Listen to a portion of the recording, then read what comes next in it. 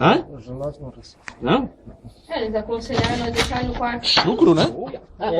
Na verdade é isso, tem que botar Botar freio, água pra ele, né? o máximo que ele fez foi por causa da água, né? E esse aqui, as batidas... Como é que apareceu isso aqui, né? Não, ele veio lá de cima. Ele pode ter vindo corrido no mato e caiu ali, apertou um chute aqui. É?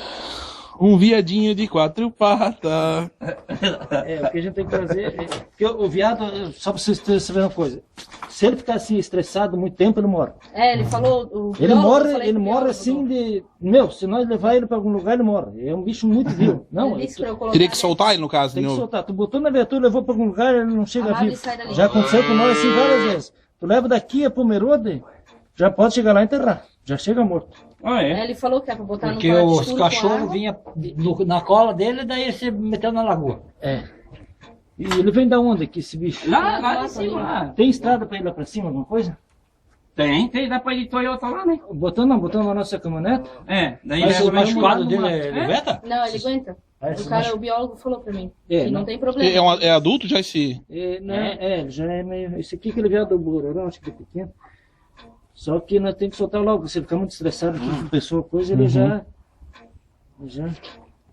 Quase ia pro espeto, é, Wilson? Não, né? Tá louco, Dá rapaz? pra senhor pegar isso não ele, daí o pé vai segurar a cabeça dele pra ele não se bater muito. E esse chifrinho se batendo, ele se machuca. Wilson, cuida, Wilson, ele tá se mijando. Aqui, vai, pode parar de andar. Olha ele, eu falei pra ele. Não, esse bicho... Temos o bezerrinho ali também, olha aí, ó. Isso. Bezerrinho a gente leva também, tá? Estamos na propriedade do seu Wilson, oi. Aconteceu de um viadinho ser pego aqui. Posso tu falar que tem um carregando o outro, vou te arrancar essa cana e dar uma porrada. Deus, do livre. Né?